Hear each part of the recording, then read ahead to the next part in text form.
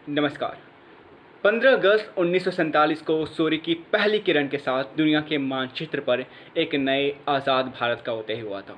मैं उन तमाम महान स्वतंत्रता सेनानियों और वीर सपूतों को नमन करता हूं, जिनके बलिदान, संघर्ष और कुर्बानियों ने हमें विदेशी सत्ता की बेड़ियों से मुक्त कराया।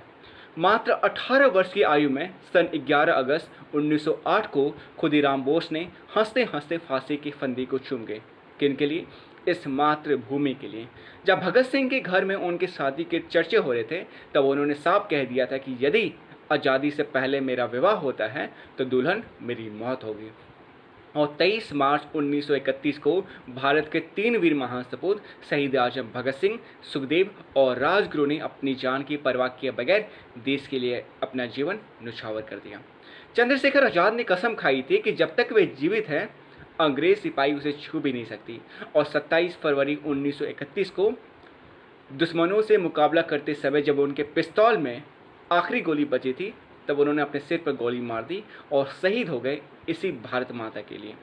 इस मिट्टी से प्रेम क्या होता है, अगर हम उसे गहराई से समझना है तो हमें एक रामायण में एक वाक्य आता है, जब भगवान राम रावण पर विजय प्राप्त कर लेते हैं और लंका उनके अधीन हो जाती है, तब लक्ष्मण श्री राम से कहते हैं, भैया क्यों न हम अयोध्या वापसी के बजाय इस स्वर्णमयी लंका को ही अपना साम्राज्य बना लें। तब श्री राम का एक उत्तर हमारी देश प्रेम की अवधारणा को सशक्त कर देता है। वे कहते हैं, अपि स्वर्णमयी लंका नामे लक्ष्मण रोचते जननी जन्मभूमि स्या स्वर्गादपि गरीयसी। यानी हे लक्ष्मण, यद्यपि यह लंका सोने की बनी है और अत्यंत वैभवशाली है, फिर भी यह मुझे आकर्षित नहीं करती। जननी और जन्मभूमि स्वर्ग से भी महान और बढ़कर होती है। भारत का प्राचीनतम इतिहास भी इस बात का गवाह है कि जब पूरी दुनिया को अक्षर ज्ञान तो छोड़िए, चिन्ह ज्ञान तक नहीं था, तब भारत ने 4 वेदों की रचनाएं कर डाली थी।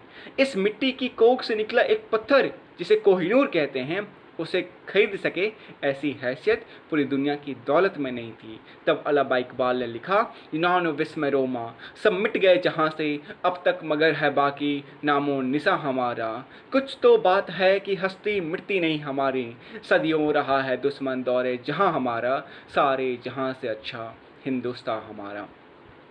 लेकिन एक प्रश्न आज भी मेरे जहन में है, क्या केवल अंग्रेजी सत्ता से मुक्त हो जाना यही सच्ची आज़ादी को दर्शाता है? मेरा ऐसा मानना है नहीं।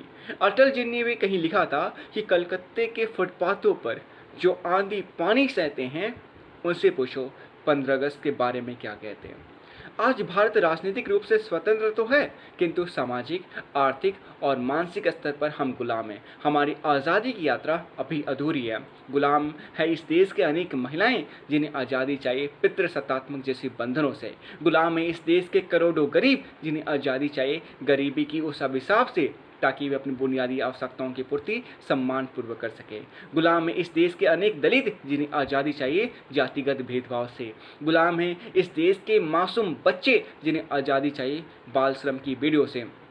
गुलाम है हमारा समाज, जिन्हें आज़ादी चाहिए सांप्रदायिक हिंसा और अंधविश्वास जैसे विचारों से।